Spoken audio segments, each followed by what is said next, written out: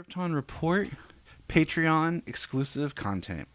Your $1 a month has helped purchase this episode and all the other episodes, so we want to thank you for that. Now, enjoy the show. Hey, welcome to the Requel Podcast.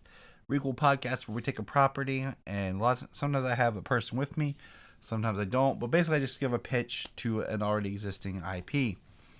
It's Halloween time, it's spooky season, and we're at the dawn of the Halloween Ends film ending a quadrilogy. It's a term we don't say a lot. It's weird because we have a new trilogy with a film added, a quadrilogy, and I guess now The Matrix is a quadrilogy, even though the newest movie is trying to be a requel, which is a reboot sequel. So it's weird. But anyways, Halloween. Now, I used to work at Blockbuster, and our store was one of the last ones to go out, and it was 10 years ago. Time. But anyways, enough from remembering Blockbuster. R.I.P. We would talk about movies and sequels, and I always liked Halloween H2O. Halloween H2O actually was the movie that came out that made me want to watch the original and kind of get into the franchise.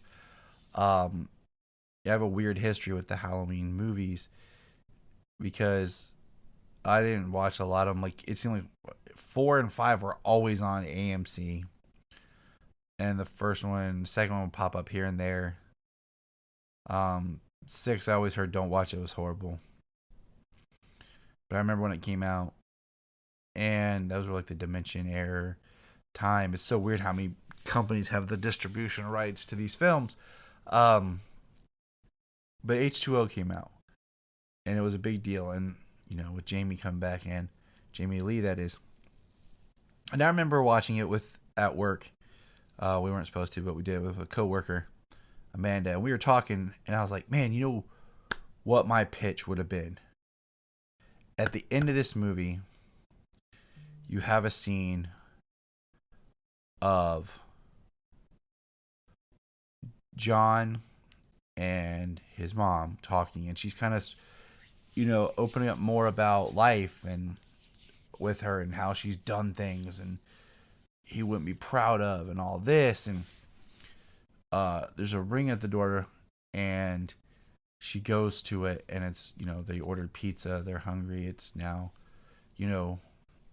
late, but we can play with time, or it's the next morning, I don't know, I'll have to look at it. But anyway, the idea is the door rings and they're like, who is, maybe it's the the start of the morning. Sun hasn't come up yet. We'll go there because it's still technically Halloween night, because technically in the cultural custom belief, Halloween does not end until the sun rises on November 1st. They open the door, and lo and behold, it's Jamie from Halloween 4 and 5. In my continuity, 6 never existed. 6 is trash. So I'm going to go ahead and do the starting over. So in my continuity, it's Halloween, Halloween 2, Halloween 4, 5, H2O, and then Tyler's film.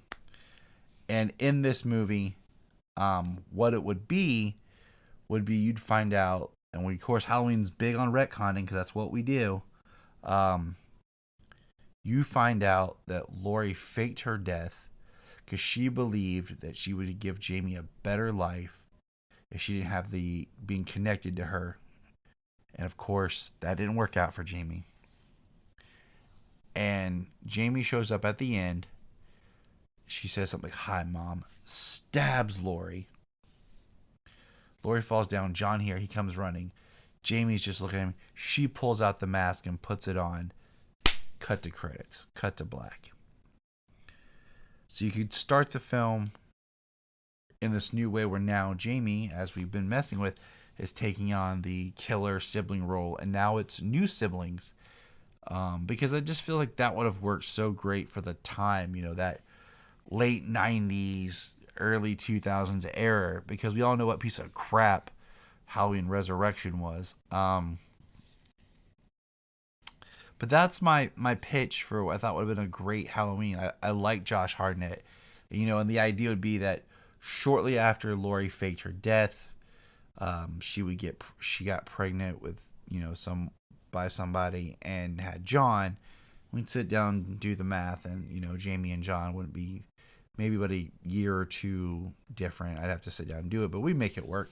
And that would be the big thing, is now you have this subversive change of who the killer is, and it's not exactly Michael Myers, it's his niece, which you were already setting up kind of as this killer, and you're continuing that story because you're letting the Michael thing die, but you're continuing with the franchise and getting back to something a little bit different. I think it could have been a little bit more unique and could have been really cool because we all know that Danielle Harris never looks like she ages, as she later would appear in Rob Zombie's Halloween as Annie. But that is Happy Halloween. Everyone be safe. If you're going to see Halloween Ends, I hope you enjoyed it. Leave us any comments, thoughts, or anything. And take care.